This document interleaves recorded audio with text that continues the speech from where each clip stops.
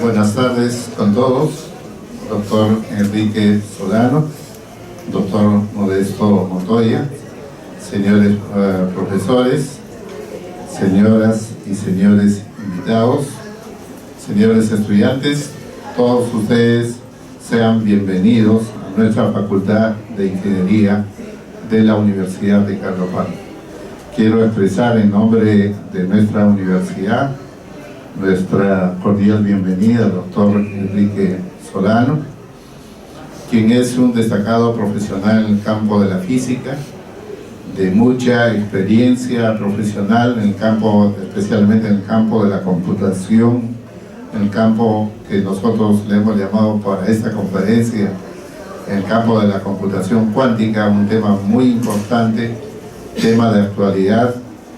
Y para nosotros como universidad, en estos 45 años de vida institucional, es de mucha importancia que nuestros estudiantes vean cómo es el proceso o cómo es el progreso de la ciencia y la tecnología, y en especial en el campo de la informática. Nuestro objetivo es de que nuestros jóvenes estén informados de todos estos avances en el área de la computación. Por eso también quiero expresar mi agradecimiento al doctor Modesto Montoya, que siempre apoya a toda la juventud, apoya a las instituciones, invitando a profesionales muy brillantes, como el caso del doctor Enrique Solano. A nuestra facultad y a nuestra universidad han visitado distinguidos compatriotas nuestras que son exitosos en el primer mundo. Por eso nos satisface mucho tenerlo al doctor Enrique Solano, quien es peruano. Él ha estudiado física en la Universidad Católica, en la Pontificia Universidad Católica del Perú. Pero en ese afán de saber mucho más, ha visitado a los países del primer mundo. Él dirige un grupo de investigadores muy talentosos, de mucho prestigio en Europa. Y entonces, como todo peruano, viene a su país y da a conocer lo que él sabe. Por eso esta conferencia está dedicada a ustedes jóvenes. Ustedes son el futuro del país. Ustedes son los que van a desarrollar la ciencia y la tecnología. ¿Qué mejor que ustedes, futuros ingenieros informáticos de la Universidad Ricardo Palma, sean los futuros investigadores en este campo tan importante que probablemente dentro de pocos años revolucionará toda la industria? Bueno, sin mucho preámbulo, invitamos al doctor Enrique Solano a que inicie su conferencia. Adelante, doctor.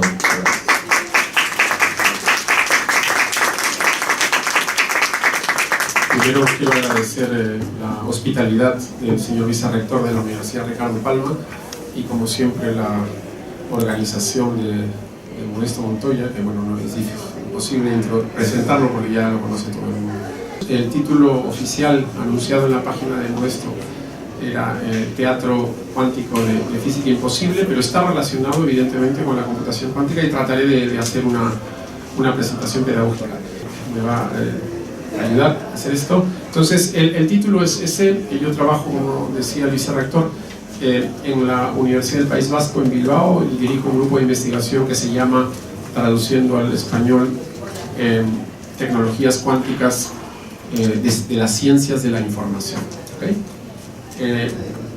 Pasamos al primer slide.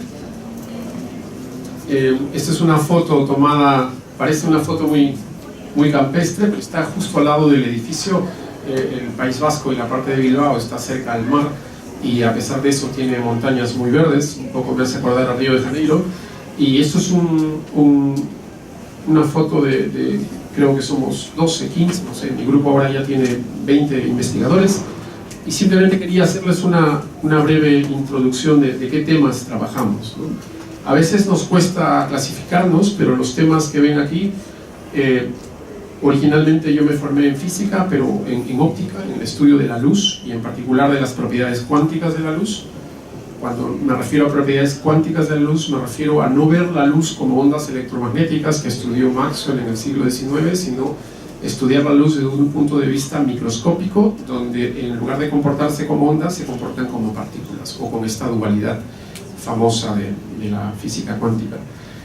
También trabajamos en lo que se llama información cuántica, que para los que trabajan en computación, en sistemas, en telecomunicaciones, no es otra cosa que la osadía que tenemos los científicos desde finales del siglo XX y inicios del XXI en entender que ha llegado la hora de tratar de hacer un desafío a la naturaleza y a la tecnología para poder comunicarnos a la distancia usando las propiedades de la física cuántica o el teletransporte cuántico, es decir, usar las propiedades de la física cuántica para la comunicación a la distancia.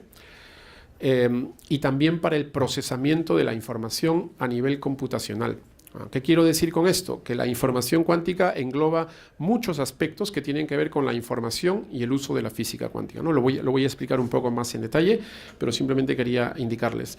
Luego hay otra área que en inglés dice circuitos superconductores, que es otra área importante en la que trabajamos, que tiene que ver con el uso de los circuitos eléctricos comunes y corrientes, ¿no? Los que ustedes pueden encontrar en cualquier instalación de un edificio o de las casas, pero se usan sistemas de refrigeración tan potentes que se llaman criogénicos, donde la temperatura en Kelvin, no en grados centígrados, es del orden de 10 a 20 milikelvin.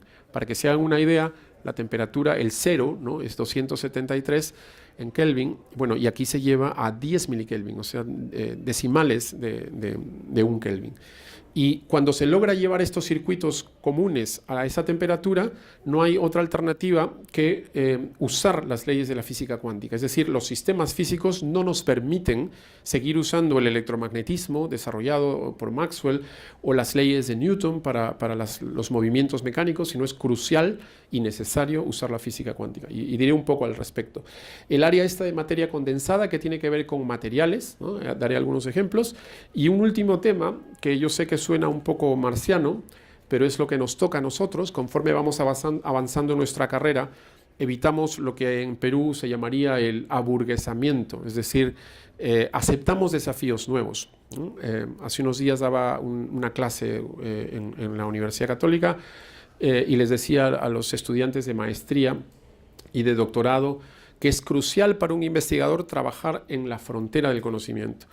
Y les dije algo que es pedagógico, ¿no? Tiene sus matices, pero quería repetirlo aquí. Y es que si ustedes están interesados en la investigación y están trabajando en un tema donde se sienten cómodos, a gusto, porque saben mucho y todo lo que hacen funciona bien y calculan y todo va viento en popa, es muy probable que no estén haciendo cosas muy interesantes o muy relevantes, ¿no?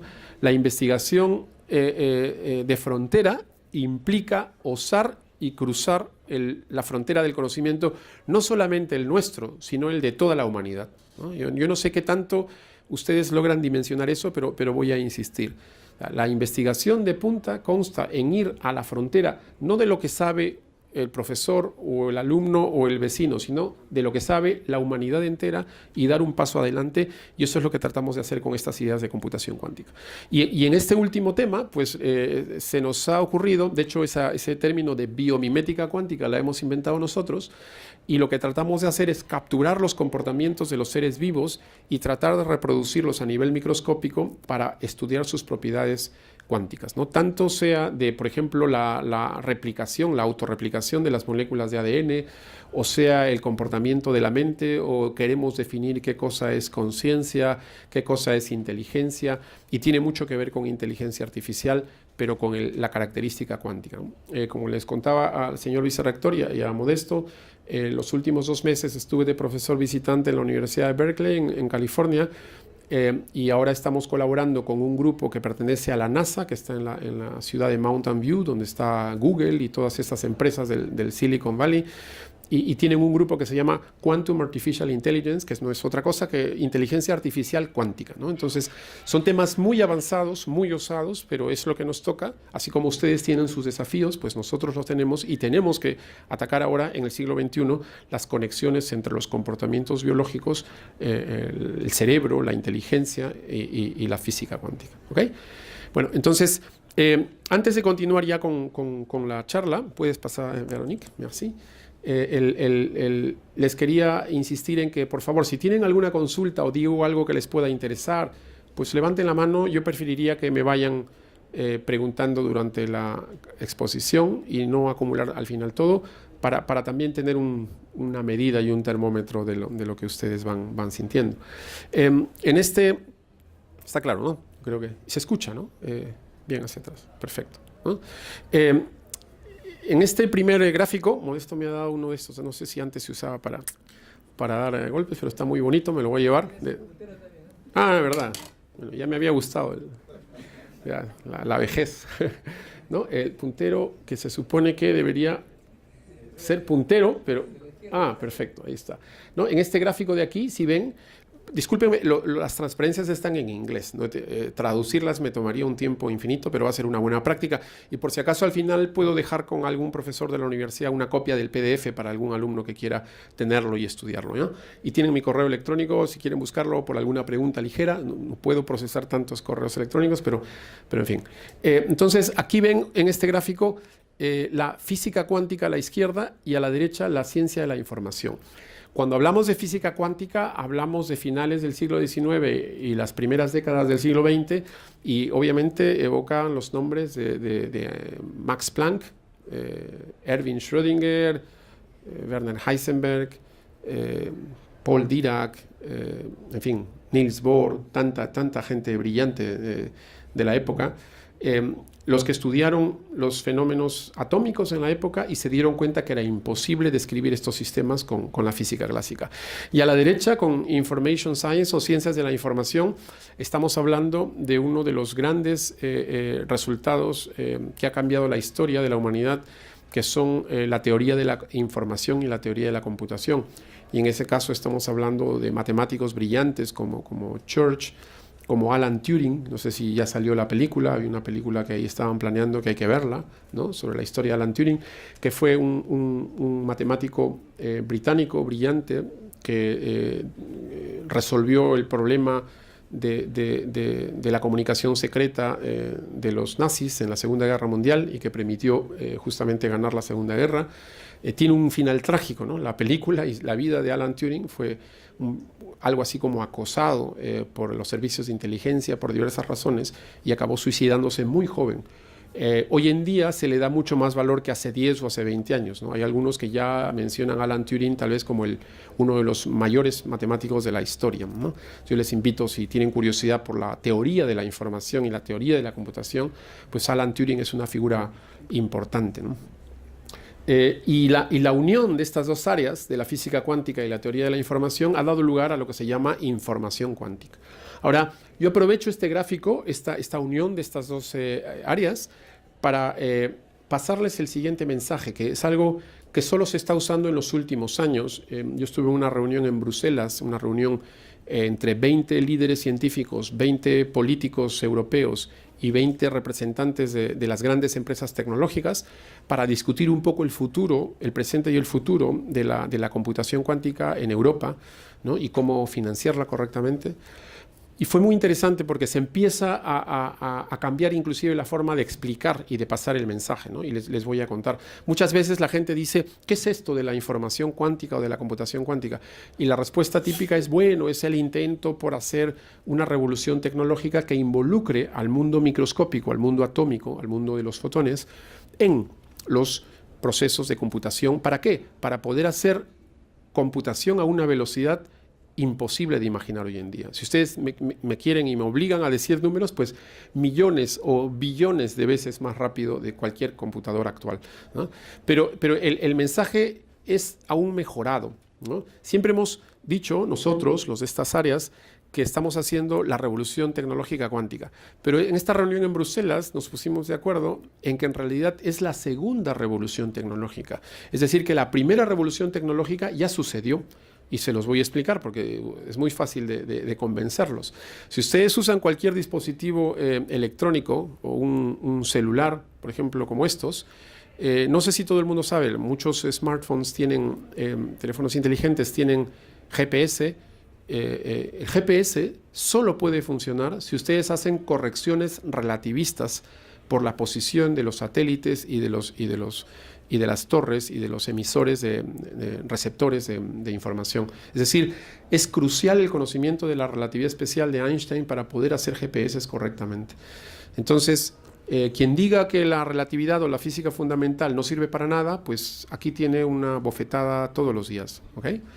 Segundo, la física cuántica. Todos los chips electrónicos, todos los dispositivos electrónicos usan materiales de estado sólido que para su diseño ha necesitado el uso de la física cuántica estándar, ¿no?, que existe ya hace muchas décadas.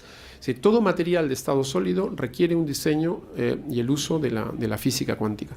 Entonces, cada vez que ustedes usan un celular, están demostrando que las teorías más revolucionarias y fundamentales del siglo XX de la física pues tienen consecuencias tecnológicas importantes. Entonces, cada aparato, cada computador, cada celular, cada filmadora es una confirmación de que la primera revolución tecnológica cuántica pues ya sucedió y es exitosa. Nadie podría vivir hoy en día sin esta primera revolución cuántica.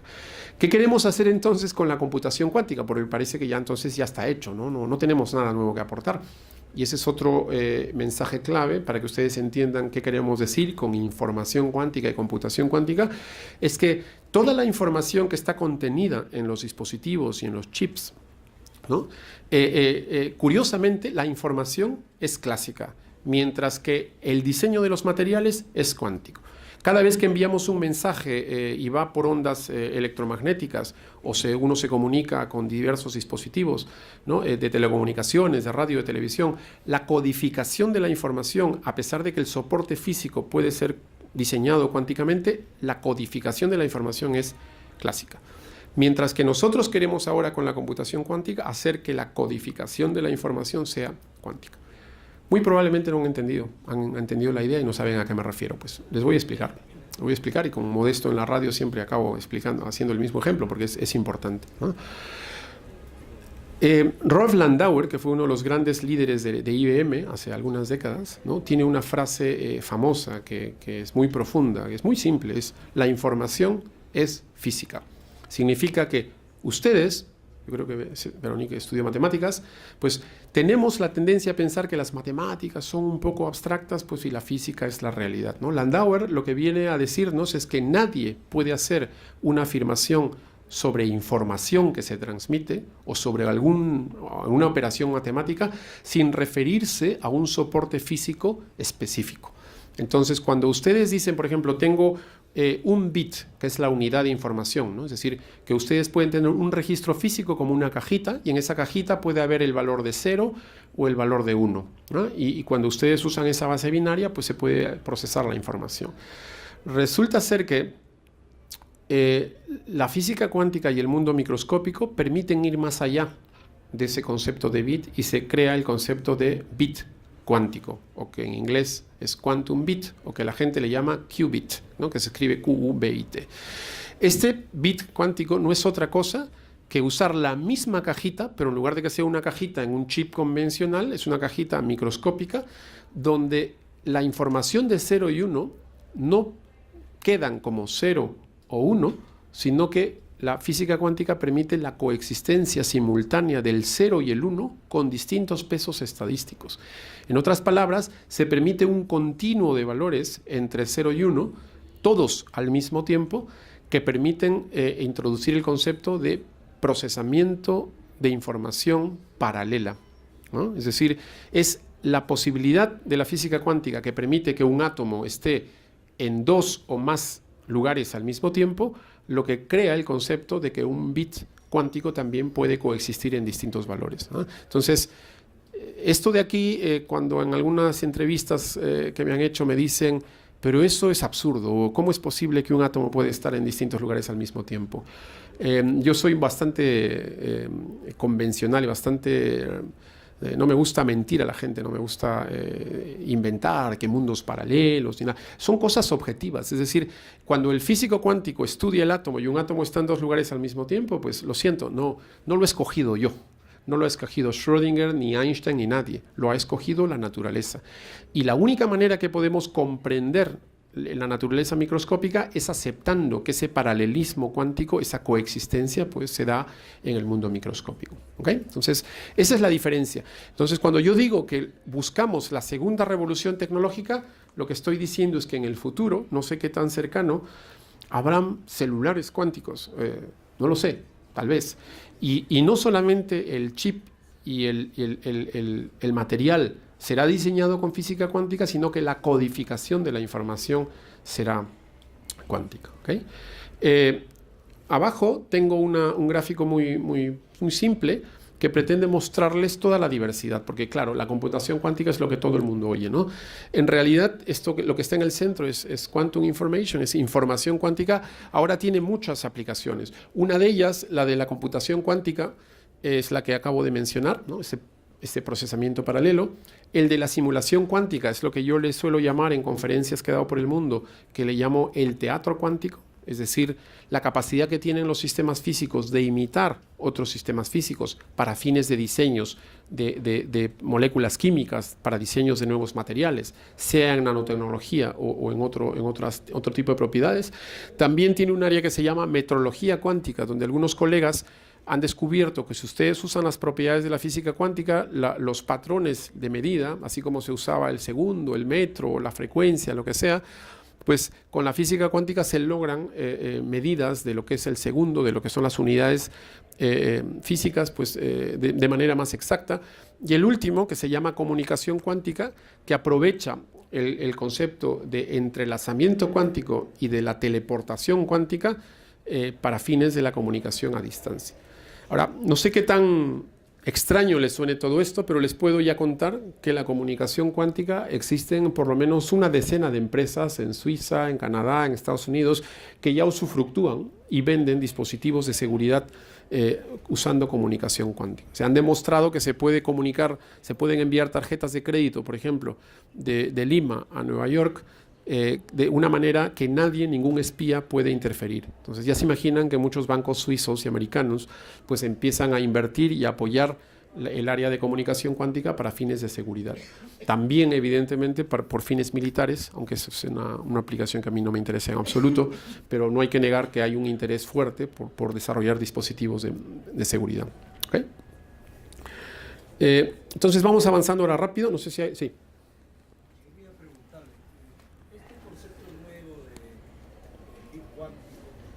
¿Tiene alguna relación con el concepto inicial por uno de la teoría electrónica, donde inicialmente se pensaba que el electrón se ubicaba en tal posición y luego apareció la nueva teoría donde el electrón no es ubicable sino mediante la probabilidad? ¿Hay alguna relación entre los dos? Total. Si el ejemplo es perfecto. En la grabación puede brevemente repetir la pregunta. Sí.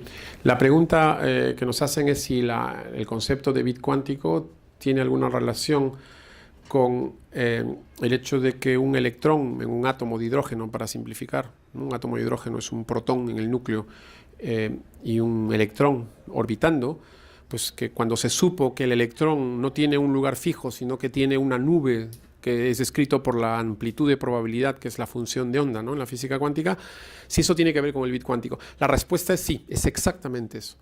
Y de hecho, si uno revisa la teoría, pues el electrón no solamente puede estar en dos lugares al mismo tiempo, sino que la nube de probabilidad permite que el electrón esté en miles y miles de lugares al mismo tiempo. Es decir, al mismo tiempo, toda esa coexistencia que está determinada matemáticamente por la función de onda que se llama, ¿no? De la física cuántica, es ese paralelismo, esa simultaneidad, que no basta decir, hay un paralelismo, hay que saber usarlo y diseñar adecuadamente para poder proponer el concepto de puerta lógica, de operaciones lógicas para un computador cuántico, ¿no? Entonces, gracias por la pregunta, porque eso nos ayuda. Luego quería contarles un poco esto, ¿no? Hace unos años estuve en Atenas y me quedó marcado el concepto este del teatro, ¿no? Descubrí y leí un poco sobre la historia y me di cuenta que 5 siglos antes de Cristo ya Aristóteles y otros filósofos no solamente crearon el teatro como práctica en las calles y como actividad lúdica y religiosa, ¿no?, al inicio, sino que también descubrieron que se podía teorizar. Y si ustedes leen los escritos de los filósofos siglos antes de Cristo en Grecia, pues van a darse cuenta que inclusive definieron qué cosa es el teatro, si se necesita la danza, si se necesita la música, si se necesita el personaje, cuántos personajes, cuáles son las condiciones para que algo se llame teatro, que tiene que haber una historia, ¿no?, un guión, una historia de ficción. Y me marcó mucho porque, como les dije, Richard Feynman, premio Nobel americano de 1965 y sin duda el físico americano más importante del siglo XX, en el año 1982, ¿no?, unos pocos años antes de fallecer, pues empezó a especular, ¿no?, sobre las posibilidades del mundo microscópico para el procesamiento de la información. Y se le ocurrió una idea genial, como la mayoría de las ideas de Feynman, y una de ellas fue que decía, ¿por qué nosotros tenemos tanta dificultad para usar los computadores, ¿no?, para el procesamiento de la información, para diseñar fenómenos y materiales relacionados con la física cuántica? Y Feynman tiene una frase hermosa, bueno, yo la he simplificado ahí, dice, en lugar de usar los computadores convencionales para hacer cálculos muy difíciles que muy rápidamente se convierten en imposibles, hagamos que la misma naturaleza se imite y calcule por nosotros. Un ejemplo simple. Si ustedes quieren, por ejemplo, diseñar un material que está hecho de algunos átomos de cobre, por ejemplo, y resulta ser que cuando usan los computadores convencionales o los clústeres o los supercomputadores, se dan cuenta ustedes que no pueden calcular ya, porque el computador no puede más. Lo que dice Feynman es, pues si el cobre, el material cobre y sus propiedades se están convirtiendo en un problema imposible para diseñar y calcular, vamos a usar otro material que tal vez se llame plata o pueden imaginarse helio, en fin, son ejemplos generales, y vamos a adaptarlo y transformarlo para que un material imite al otro, de tal manera que sea la misma naturaleza la que hace el cómputo por nosotros, ¿no? Esa es una idea brillante de Feynman. Claro, en el año 82 simplemente la dijo en una conferencia muy alegremente, con algunos argumentos, pero solamente en los últimos años hemos desarrollado esta área que se llama la simulación cuántica. Es decir, cada vez que uno tiene un problema de física cuántica que es imposible de computar con los ordenadores actuales, pues uno puede usar la misma naturaleza para imitar otra parte de la naturaleza para lograr un cómputo eficiente, ¿no? ¿Sí? Eso implica que los niveles de programación de la naturaleza los algoritmos, digamos, de programación de la naturaleza son superiores a nuestros algoritmos actuales. Gracias. La pregunta es si esto que acabo de decir implica que la naturaleza nos presenta algoritmos y desafíos numéricos más allá de nuestras posibilidades clásicas. La respuesta es muy simple, yo creo que se va a entender bastante bien. Recuerdan que yo dije anteriormente que el electrón podía estar en miles o millones de lugares al mismo tiempo en un átomo de hidrógeno. Ustedes imaginan, solo un átomo de hidrógeno, uno solo, un protón y un electrón, pero el electrón puede estar en millones de lugares al mismo tiempo. Háganse la pregunta puramente intuitiva. ¿Cuántos números complejos o reales creen ustedes que se necesitarían para poder describir un electrón que está en millones de lugares al mismo tiempo?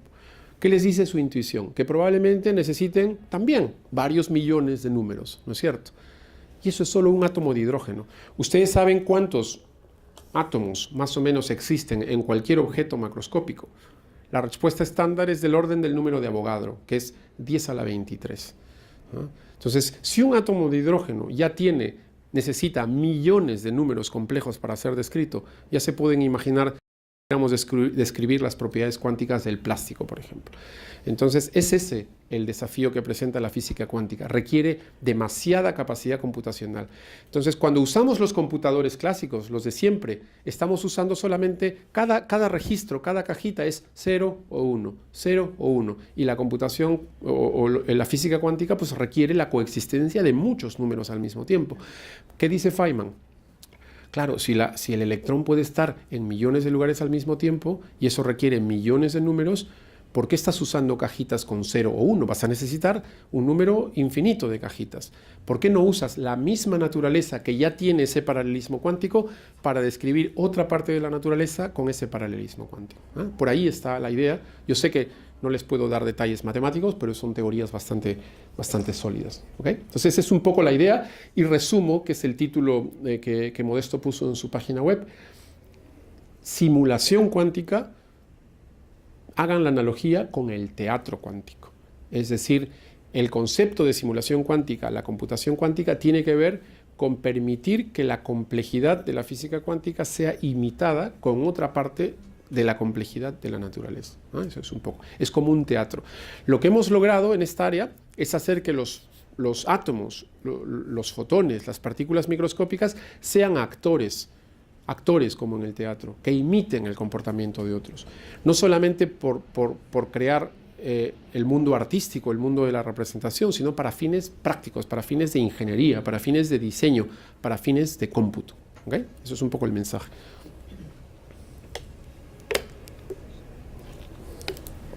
Y esto es más para no sé si hay gente de letras o de filosofía. A veces esos temas de física cuántica atraen un poco la atención. Haciendo estas reflexiones, pues yo llegué, estas dos conjeturas metafísicas o filosóficas son de mi cosecha y tienen que ver con este viaje a Atenas que me marcó mucho. Y es que yo tengo una conjetura que me gustaría que sea contestada, me gustaría que sea cuestionada, porque eso es una conjetura, es una afirmación de un conocimiento nuevo que no tengo capacidad de demostrar, ni a favor ni en contra. Entonces está expuesta, presentada para ser cuestionada. Y es que a lo largo de la historia de la humanidad, en todas las áreas, no solamente en la física, sino en las áreas inclusive artísticas, en la pintura, en la escultura, en la escritura, y luego en la fotografía, y luego en las matemáticas, y luego en la física, y luego en las tecnologías, pues el ser humano ha intentado copiar por diversos fines, ¿no? Ustedes pueden revisar la historia de la humanidad en diversas áreas y se van a dar cuenta que hay una necesidad de copiar. Es decir, hasta cuando ustedes cogen una hoja de papel y dicen quiero dibujar el arbolito que está afuera, pues hay una necesidad de reproducir para fines de almacenamiento, para fines artísticos y por diversos objetivos. Yo tengo la siguiente conjetura, que todo esfuerzo de imitación perfecta está condenado al fracaso. Es decir, que nunca nadie ha logrado una imitación perfecta y nunca nadie la logrará. Si tienen algún contraejemplo, quieren demostrar que estoy equivocado, pues luego lo discutimos o me envían un correo y lo podemos discutir, ¿no? Es decir, yo hago esa afirmación. No se puede hacer una imitación perfecta. Y también la segunda parte de lo que digo es que esta frustración ha obligado al ser humano a escoger entre dos opciones muy claras. Una, o nos ponemos a llorar, ¿no? Y a sufrir, o la segunda, usamos esa frustración de forma creativa y generamos conocimiento nuevo o generamos arte nuevo, ¿no? Y eso es lo que sucede en la historia del conocimiento, en la historia de la física y en la historia de las artes. Es decir, la frustración del ser humano por intentar la copia perfecta, esa frustración de esa imposibilidad nos ha llevado a ser creativos. Y cualquier modificación, ¿no?, que se logra, pues ha producido conocimiento nuevo, ¿no? No necesito darles ejemplos. Si ustedes ven todas las líneas de la pintura que han deformado las caras, creado conceptos nuevos, creado colores, situaciones artificiales, pintar el sol de color verde, los campos de color, no sé, violeta, en fin, toda esa artificialidad que existe en el arte, pues viene de ese intento por copiar y esa frustración. Y yo también creo que en el mundo científico pues sucede. Es decir, en el mundo de la simulación cuántica, nosotros, ¿cómo comenzamos? Diciendo, ¿cómo imitar la madera? ¿Cómo imitar el comportamiento del plástico? Y todo esfuerzo por imitación tiene un cierto grado de precisión y casi siempre al final la precisión nunca puede ser como nos gusta. Y en el momento en que fracasamos, lo que hacemos es usar ese desafío y empezamos a crear conceptos nuevos. Entonces, con la simulación cuántica, cuando intentamos imitar materiales, acabamos inventando materiales que no existen, con propiedades diferentes, con conductividad diferente, o un material magnético que no existía, o un material que combine una transmisión de la electricidad nueva, en fin, o una dureza. Entonces, la creatividad es crucial en el proceso de la simulación cuántica y en el proceso de la física, ¿no? Estos son dos ejemplos. Cada vez en las últimas transparencias voy a hablar más. No sé si hay físicos aquí. ¿Hay físicos? ¿No hay físicos? ¿Uno? ¿Dos? ¿Cuántos físicos hay? No deben tener vergüenza, ¿no? O sea, estamos aquí entre físicos. Modesto. Ok, solo para saber. No quería dejarlos... ok, perfecto. No quería dejarlos con las ganas. Entonces he preparado los últimos slides más técnicos para los expertos. ¿Sí? Yo quisiera empezar un contraejemplo. Por ejemplo, en el área electrónica, yo soy ingeniero electrónico. Hay una tendencia para el desarrollo de redes neuronales, que es una aproximación muy lejana a lo que es el cerebro humano. Y con redes neuronales se han logrado grandes avances. Entonces la copia en sí me parece, por el momento, saludable. Claro, el comentario es ya un esfuerzo por contestar rápidamente mi conjetura, diciendo que los desarrollos en las redes neurales o neuronales que intentan imitar el cerebro, pues ya han logrado, ¿no? No quiero hacer un debate abierto aquí porque sería muy largo, pero solo le invito a que revise un trabajo aparecido este año, si no me equivoco, en la revista Science, sobre el famoso test de Turing, ¿no? De Alan Turing, que mencioné al inicio. El famoso test de Turing es una propuesta también, de nuevo, una conjetura de Alan Turing, que ha quedado abierta hasta el día de hoy y nadie la ha podido cerrar. Y la pregunta que hace Turing es,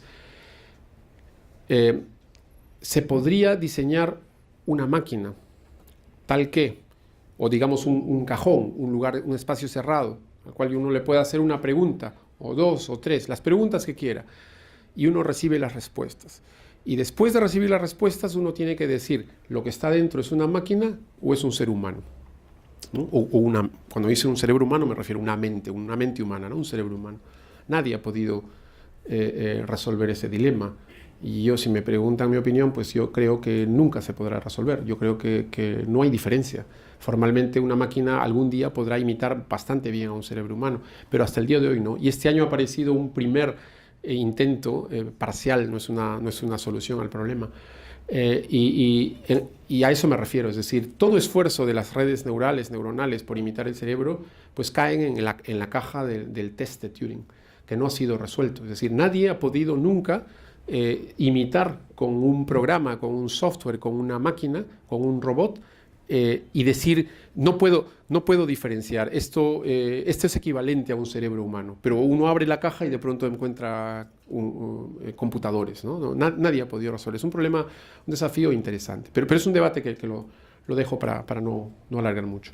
El primer ejemplo, estos son dos ejemplos un poco ya más técnicos para el público más experto, es un tema de investigación que hemos creado en mi grupo en Bilbao en los últimos 2-3 años y que ha tenido mucho éxito a nivel internacional, y la prensa científica ha producido varios artículos y siguen apareciendo artículos de muchos periodistas científicos que se han interesado. Porque en este esfuerzo por hacer el teatro cuántico, lo mencioné brevemente en la entrevista en Radio San Borja el domingo, hemos llegado ya al límite casi de lo absurdo. Es decir, hemos descubierto que nosotros podemos usar un átomo o un elemento del mundo microscópico y podemos hacer, usando estos conceptos del teatro cuántico, que se comporte con propiedades que violan las leyes fundamentales de la física. ¿Qué significa esto? Que hemos logrado hacer que un átomo, por ejemplo, ¿qué tiene que respetar un átomo? Lo acabo de decir, ¿no? La física cuántica y la teoría de la relatividad. Esos son los dos pilares de la física del siglo XX y por lo tanto son los dos pilares de la física de toda la historia. Es decir, lo más lejos que el ser humano haya llegado en conocimiento del mundo microscópico y del universo es la física cuántica y la relatividad. Son las dos grandes teorías, ¿no? De allí salen los aceleradores, el bosón de Higgs, la teoría de partículas, el mundo atómico, la radiación electromagnética cuantizada, en fin, todo lo que es fundamental en física tiene que ver con física cuántica y relatividad. No hay nada en el universo, por lo tanto, que pueda atreverse a violar esas leyes por el momento. Si alguno de nosotros un día hace un experimento y encuentra que una de esas leyes ha sido violada, pues el siguiente año pasar por Estocolmo para recoger el premio Nobel, ¿no? Porque significaría que ustedes han logrado encontrar un contraejemplo, o sea, se necesitaría física nueva, una teoría nueva, y ustedes serían los fundadores de esa teoría nueva. Lo que yo les digo que hemos logrado en Bilbao es imaginar un teatro cuántico donde los átomos se comportan como si violaran las leyes de la relatividad y las leyes de la física cuántica. Ustedes hacen un experimento y van al átomo, hacen unas medidas, hacen unas observaciones, usan sus láseres, sus trampas, sus campos electromagnéticos y obtienen datos y hacen un estudio de los datos. Y los datos, las medidas, lo que ustedes están mirando con sus ojos, les dice que las leyes de la física cuántica y de la relatividad no funcionan. Entonces ustedes dirán, entonces el próximo año yo voy a pasar por Estocolmo para recoger Nobel. Bueno, todavía no, creo que todavía no. No es que hayamos encontrado algo más. Hemos logrado hacer que los átomos se comporten como la ciencia ficción en el cine. Es decir, hemos logrado que los átomos les engañen a los físicos, a los experimentadores, y que presenten comportamientos que contradicen. Pero esos comportamientos que contradicen las leyes fundamentales son artificiales. O sea, hemos logrado realmente la ficción, el mundo de la ficción y el mundo de lo imposible en la imitación. Ahora, claro, ustedes dirán, ¿y cómo es eso? Bueno, hay que estudiar un poco y los invito a interesarse en estos temas de la computación cuántica, de la simulación cuántica, pero como yo sé que provoca una cierta reacción hostil y un escepticismo en el público, pues siempre tengo ejemplos prácticos, ¿no? Y que ustedes los entiendan. Y les voy a contar que eso pues ya existe en el mundo clásico, ¿no? Y el ejemplo que doy siempre es el del cine, porque me gusta mucho, porque me gusta el cine. Me gusta ver, por ejemplo, a Spider-Man en el cine, ¿no? O van a ver a Superman. Y ustedes saben, yo creo que todo el mundo sabe, que los movimientos y los comportamientos de muchas películas de ciencia ficción pues violan las leyes de la física. ¿O ustedes creen que Spider-Man se puede lanzar del rascacielos a 500 kilómetros por hora y a 5 centímetros del suelo pues de pronto se detiene y no pasa nada? Pues eso es absurdo, eso viola las leyes de Newton. No existe ningún material que soporte esa deceleración. El material, el cuerpo humano pues se destrozaría. No se puede, como ustedes no sé si saben, pero no se puede cambiar la velocidad de 100 kilómetros por hora a cero en un tiempo cero. Eso implicaría desaceleración infinita. O sea, muchas de las cosas que suceden. Ustedes ven fuego atacando la madera, pues y no se quema. O seres humanos que les pasa radiación nuclear, pues y no les pasa nada. En fin, las películas de ciencia ficción están llenas de cosas absurdas que violan las leyes de la física clásica pues todo el tiempo. Ahora, ¿por qué ustedes no se rebelan y dicen, esta película está mal hecha? O ¿por qué dicen, ok, esta la vi, la siguiente ya no la veo? ¿Por qué van al cine a ver ciencia ficción? ¿Por qué? Entonces, la explicación es muy simple. Todos nosotros pagamos nuestro dinero para que nos engañen. ¿Se dan cuenta? Para eso uno va al cine, para eso uno va al teatro. Pagas tu dinero para que te engañen. ¿Por qué? Pues porque es bonito. Porque los mundos irreales, la ficción, ¿no? La fantasía, el hecho de ver cosas que suceden solo en la pantalla y que no suceden en la vida cotidiana, pues nos apasiona, porque todos tenemos un espíritu artístico que nos invita a apreciar, no solamente lo que existe, sino lo que no existe. Bueno, esa misma ficción que hace el cine, que hace el teatro, que hacen los juegos de los niños, ¿no? Los niños, ¿no se han visto los niños no están locos, dicen, yo soy Spider-Man, se ponen una cosa en la cabeza, pues y ya, ¿no? Todo el mundo lo ha hecho, ¿no?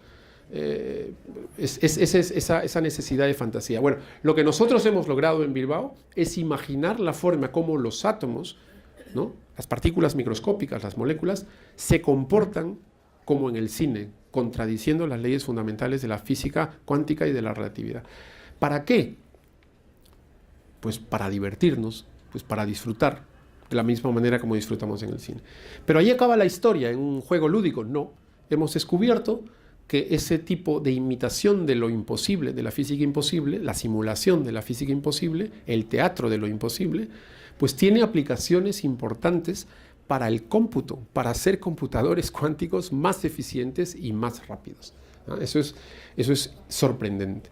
En la historia de la física siempre sucede así. El físico, el investigador, va hacia la búsqueda del conocimiento nuevo, pues completamente desinteresado, por pura pasión, pues porque nos gusta, porque nos interesa comprender el universo. Y siempre, cuando se encuentran cosas fundamentales, luego llegan las aplicaciones que dan lugar a el láser, por ejemplo. No sé si ustedes saben la historia del láser. Cuando se descubrió el láser, la gente decía, ¿y qué es esto, no? ¿Y para qué sirve? ¿Que has logrado una luz coherente que se propaga en línea recta y que tiene una única frecuencia y que por lo tanto, pues hay una historia famosa, ¿no? Que le preguntan a esto de los creadores del láser y alguien hizo una crítica muy dura. Dijeron, ¿y qué es el láser? Y alguien dijo, pues es una solución en busca de un problema, ¿no? Es decir, es una solución en busca de una aplicación, pero eso es una cosa inútil, ¿no? Es un juego pues bonito, ¿no?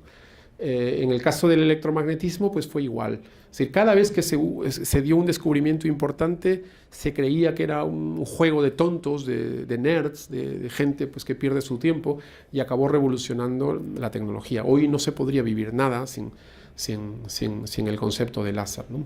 Lo mismo sucede con la física cuántica para estos dispositivos, y lo mismo sucederá cuando logramos diseñar el computador cuántico y el simulador cuántico para diseñar nuevos materiales, para crear nuevas propiedades, o simplemente pues, para la actividad lúdica, para disfrutarlo, ¿no? Entonces, ese es el ejemplo. Y para los expertos, pues les puedo decir que, por ejemplo, la función de onda, que es un número complejo, cuando ustedes aplican la conjugación compleja, que es transformar el número psi en un número complejo psi conjugado, pues es una operación física imposible, ¿no?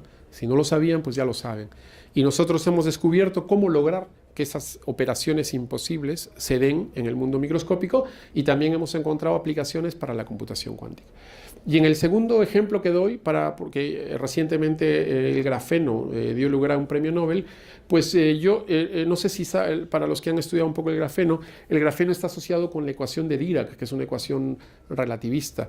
Y hay mucha gente que me pregunta si el grafeno es un simulador cuántico. Yo siempre les digo que no, que el grafeno simplemente, cuando uno intenta diseñar este material que tiene esta forma hexagonal, pues simplemente aparece la ecuación de Dirac, no hay ningún esfuerzo, es lo natural. Entonces, no es un simulador en el sentido que no ha sido usado para estudiar propiedades nuevas, pero resulta ser que, por ejemplo, un material como el grafeno, que muchos ya están proponiendo que muy pronto se diseñarán aviones, porque es una lámina muy finita con una resistencia brutal, pues resulta ser que el día que ustedes vean prototipos de aviones diseñados con este material grafeno, o mecanismos industriales o procesos electrónicos usando grafeno, recuerden lo que les acabo de decir. El grafeno, las propiedades del grafeno se describen con la ecuación de Dirac, que es una ecuación que sigue las propiedades de la física cuántica y de la relatividad especial, ¿no? Es curiosísimo.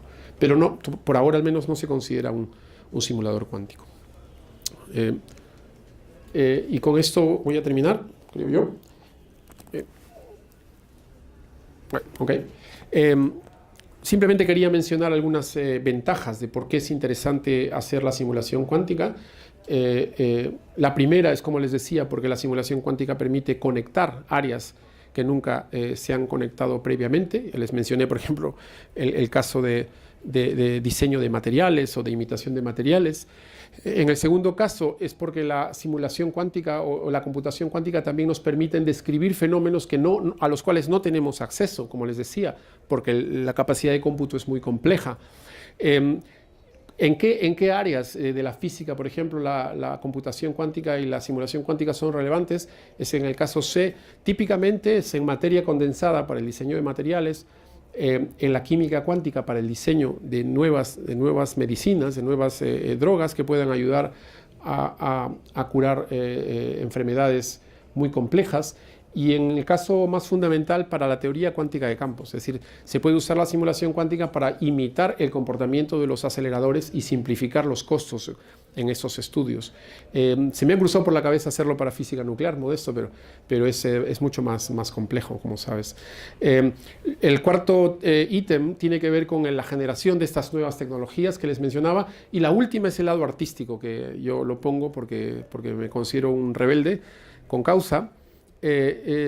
¿Por qué hacer imitación cuántica? Pues los fines de semana al menos, a veces uno se despierta, pues y uno está descontento con la realidad, y cuando uno está descontento con la realidad no se pone a llorar, sino crea, ¿no? Ese es el espíritu artístico de la ciencia, ¿no? La ciencia nos permite, a pesar de que la gente piensa que estamos restringidos al mundo de lo muy real, lo muy matemático, la ciencia también nos permite ser creativos, ¿ah? De la misma manera como un artista lo es. Entonces ese es el mensaje final. Y antes de terminar, con eso voy a parar ya, Veronique. Les quería dar un ejemplo sobre computación cuántica que yo creo que les va a ser bastante pedagógico para que entiendan la potencialidad. ¿No? Es un ejemplo que he dado más de una vez y yo creo que se va a entender. ¿Saben lo que es una hoja A4, ¿no? Creo que en Perú el estándar es A4. Una hoja en blanco, Bond, A4. Y yo les hago una pregunta a los más jóvenes que todavía no se han dormido en la charla. ¿Cuántos dígitos se podrán escribir en una línea en la parte de arriba de la hoja Bond A4? Así, con letra pequeñita.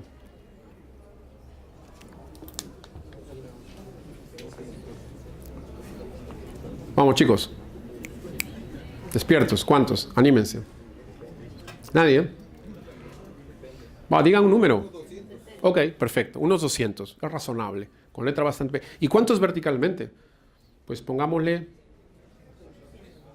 500, solo para no... 200 por 500. ¿Cuántos dígitos en total? 200 por 500. ¿Cuánto es?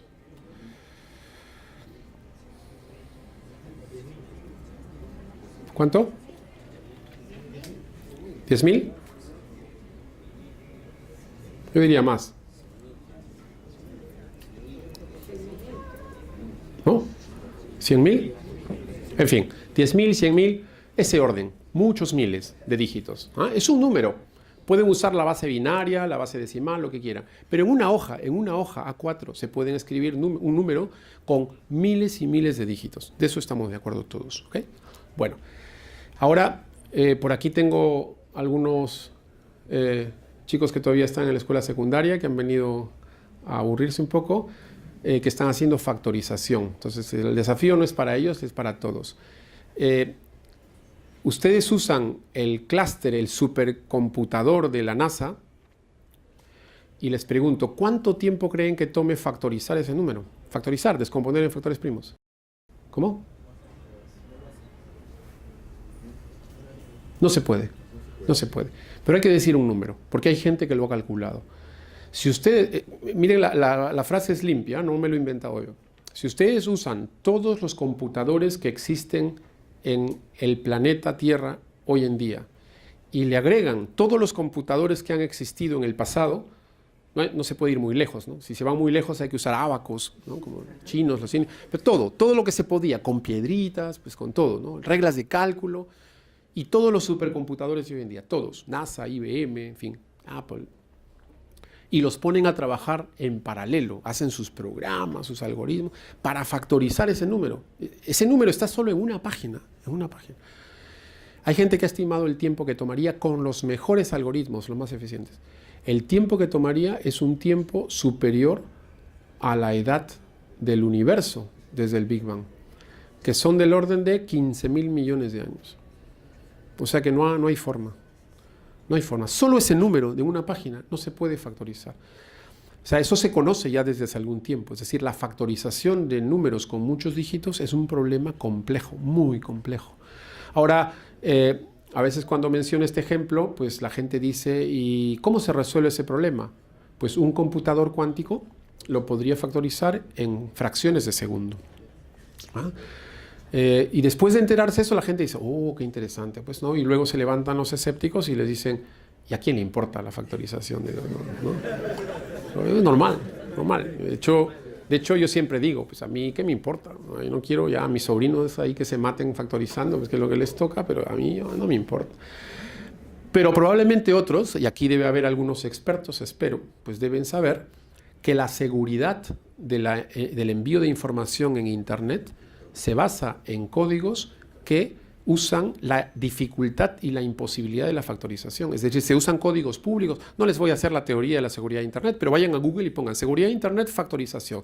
Y van a ver que toda la seguridad de Internet se basa en la imposibilidad de factorizar en un tiempo razonable. Entonces, cuando ustedes inclusive van a un banco o usan esos aparatitos en los bancos para poner números y códigos secretos, la idea es que ustedes abren su cuenta, por ejemplo, durante 5 minutos.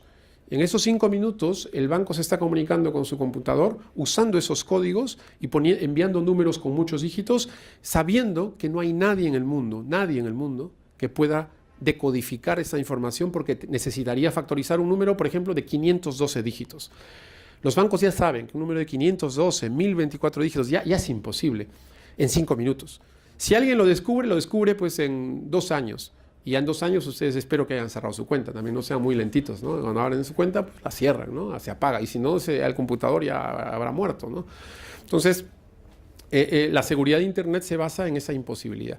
Ustedes ya se imaginan el día que alguien descubra y cree un computador cuántico y logre desencriptar esa información.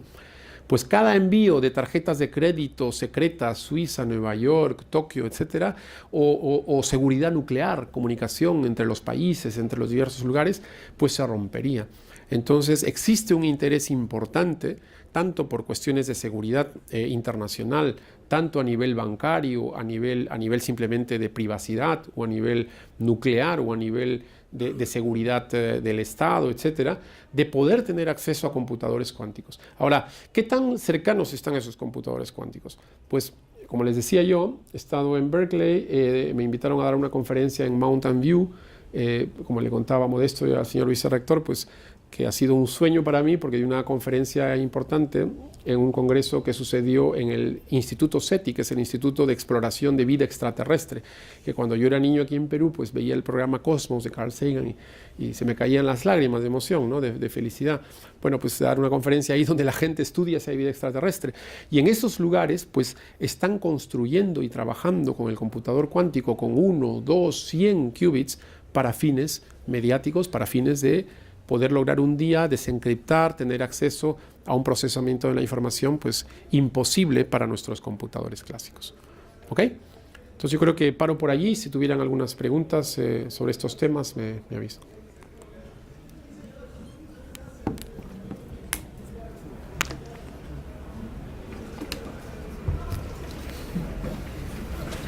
Una pregunta, Juan.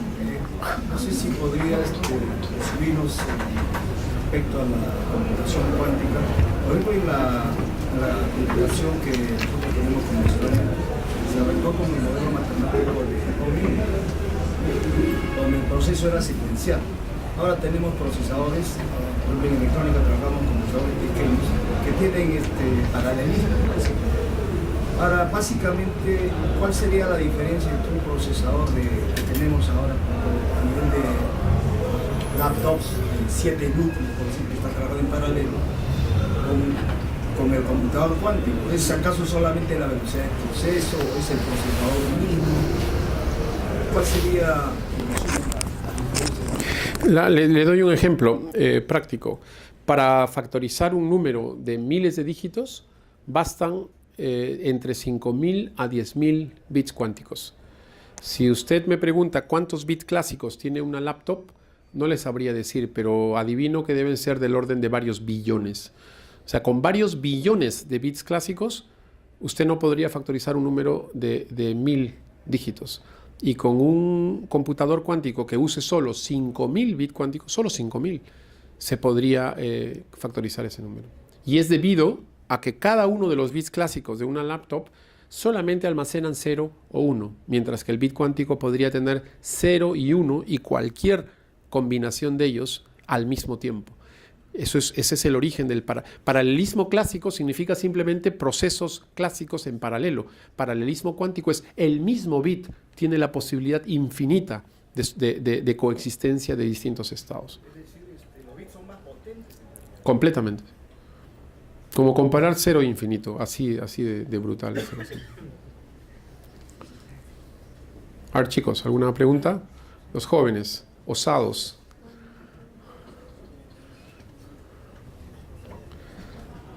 Para ustedes que hemos venido por aquí, ¿eh?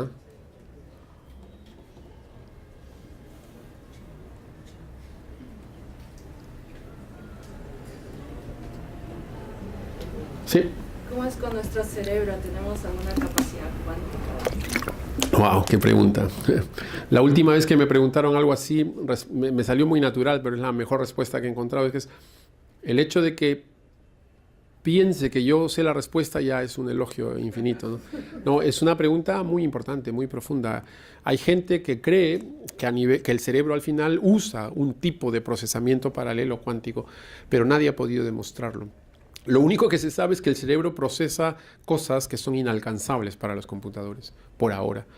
Pero existe un proyecto en Europa que se llama el Blue Brain Project, como que el cerebro azul, un proyecto que ha recibido 1.000 millones de euros de financiamiento para usar computadores clásicos para simular el cerebro, para imitar el cerebro, ¿no? Y veremos qué sale de ahí. O sea, si sale un ser humano, sale un tipo hablando, diciendo yo tengo conciencia, yo pienso, en fin, no lo sabemos, pero nos estamos acercando al punto en que podremos casi imitar. Apunta al test de Turing, a ver si una máquina un día podrá imitar, y ningún ser humano podrá decir esto es máquina o esto es ser humano. En fin, ¿había otra pregunta por allí? Sí, habló de la comunicación cuántica, ¿no es cierto?, y que se está experimentando. ¿Podríamos pensar ya en un Internet cuántico en el futuro? Hay un artículo en Nature de un colega del Caltech, Jeff Kimball, que el título es Quantum Internet, ¿no? Pero es todavía muy prematuro. Lo único que ya se hace, o sea, ya se ha hecho, por ejemplo, pueden ver en Internet también, en Suiza, una de estas empresas fue contratada para enviar los resultados de las elecciones de un cantón a otro en Suiza, ¿no? Pero era una especie de prueba para ver si funciona. Y realmente la información cuántica pasó usando teleportación cuántica. Entonces estos mecanismos de teleportación cuántica, no sé qué tanto les sorprenda. A mí me sorprende que les sorprenda a algunos, porque existe ya desde hace 20 años. Se han hecho millones de experimentos de teleportación cuántica y funciona perfectamente. El problema es que funciona para cantidades de información muy pequeñas, para algunos bits cuánticos. Ayer un colega me decía, pero ¿ya se podrá enviar un ser humano como en Star Trek? No, la respuesta es no, ¿no? Y de hecho hay una diferencia no solamente del no por el tamaño, por la cantidad de partículas, sino tiene que ver con que en Star Trek y en la ciencia ficción, como ven en la película, pues desaparece la masa, la materia, desaparece y aparece en otro lado. La teleportación cuántica no necesita desaparecer la masa, nadie sabe. Eso es una contradicción total. Yo no necesito desaparecer la masa. Y ahí viene la profundidad del concepto de información. No sé si ustedes saben, no sé si los voy a decepcionar, todos ustedes, todos nosotros, todo el planeta, todo el universo, solamente tiene protones, neutrones, electrones, partículas. Somos todos hechos de lo mismo. ¿Qué cosa nos diferencia? ¿Qué hace que yo me llame Enrique y mi sobrino se llame Gerhard? Lo único que hace es cómo los protones, neutrones y electrones están estructurados. ¿Y qué es eso? Información. Es decir, lo que nos diferencia no es la materia, lo que nos diferencia es cómo la información está codificada en la materia, ¿no? Entonces, la teleportación cuántica no hace desaparecer la masa aquí y aparecerla aquí, simplemente hace desaparecer la información. Es como que los electrones, protones, pues se quedan ahí acumulados, ahí los mismos, pero ya no tienen la información. Y esa información se lleva de forma física a otro lado y se convierte en la persona al otro lado. Eso se ha hecho para bits cuánticos, para muchos, pero para un ser humano no. Y yo no lo veo posible al día de hoy con la tecnología. ¿Había una pregunta allí? Yo disculpe, hace tiempo había leído, no me acuerdo, sobre algo sobre biocomputadoras que hasta para acelerar la información están pensando utilizar neuronas. O sea, como las neuronas son los que responden así de rápido, o sea, no se puede dar tanto. Sí, es un área que tiene, bueno, por ahora diversos nombres, pero se usan sistemas biológicos. Tiene que ver con esto que dije en la primera transparencia cuando le llamaba biomimetics o biomimética.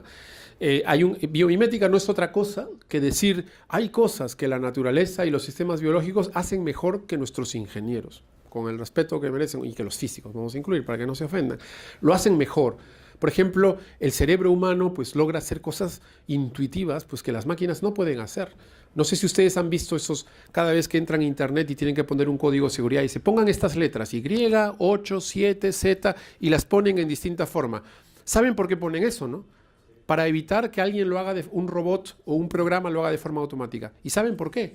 Porque nadie ha podido diseñar un algoritmo y un programa que logre leer la letra Z cuando la pones inclinada, con colorcito. O sea, mientras que cualquier niño lo llamas y le dices, oye, ¿qué letra es esta? Z, Y, 8, 7. El cerebro humano tiene capacidades que las máquinas todavía no tienen. Entonces, es verdad, hay gente que dice, entonces, ¿qué tal si en lugar de hacer computadores con chips, con bits, con registros, con silicio, etcétera, pues usemos las mismas neuronas o material biológico? Entonces hay un esfuerzo por poner material biológico. Como te imaginas, hay gente que se rebela porque piensa que eso es antiético, ¿no? ¿Cómo usar material? ¿Qué biológico? Será de un animal, de un perro, pero no puede ser de un ser humano. Y por ahí algún científico mentirá y dirá que sí. En fin.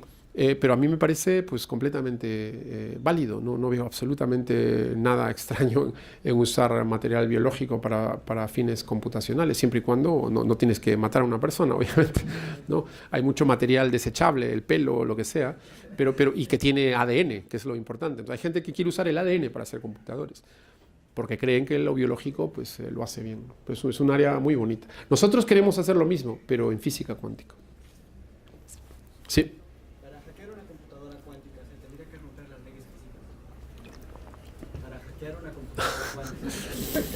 Me hace gracia porque existe ya el concepto de quantum hacker, ¿no? de hacker cuántico. Y ahora que estuve en California, en Berkeley, me invitaron, eso es una anécdota muy personal, pero en fin, ya se las cuento, ¿no? Es una de mis conferencias más exóticas. Me invitaron a un instituto que se llama Hacker Dojo, que en inglés dojo es una palabra creo que japonesa, es de las artes marciales. Dojo es como que el lugar de meditación o de práctica, y es el lugar como el templo de los hackers, en el centro, ahí al lado de Google, de Apple, ¿no? Y yo dije, pero ¿y estos tipos? Pues que no, que tenemos un club de computación cuántica. Y fui allí, pues uno entra, cualquiera puede llegar, pones tu correo electrónico y te identifican automáticamente, saben tu vida entera, y entras y tienes los computadores y la gente pues se dedica a hackear. Y ya existe un hacker cuántico, varios, dicho sea de paso. O sea, gente que cuando un físico como yo propone una idea nueva en computación cuántica y aparece un tipo por ahí que dice, no, eso que has dicho se puede violar. Yo digo, no, esto es un código seguro cuántico, esto es un mecanismo de seguridad cuántica. Y hay quienes rompen, ¿no? O sea, que están buscando violar los mecanismos de seguridad que proponen los físicos cuánticos. Entonces, es simultáneo, es instantáneo, ¿no? Cualquier cosa que tú inventes, pues aparecerán los hackers. De hecho, uno de mis estudiantes pues se vino a trabajar con nosotros, a hacer el doctorado con nosotros, porque me dijo, pues yo he leído y quiero ser un hacker cuántico. Ya lo estamos curando. Bueno, agradecemos al doctor Enrique Solano que nos ha permitido gozar de esta conferencia, muy interesante, excitante, y tenemos al director de la escuela que le va a entregar un documento. Bien, en agradecimiento a su brillante disertación, la escuela le ofrece este certificado, por favor. En agradecimiento a su...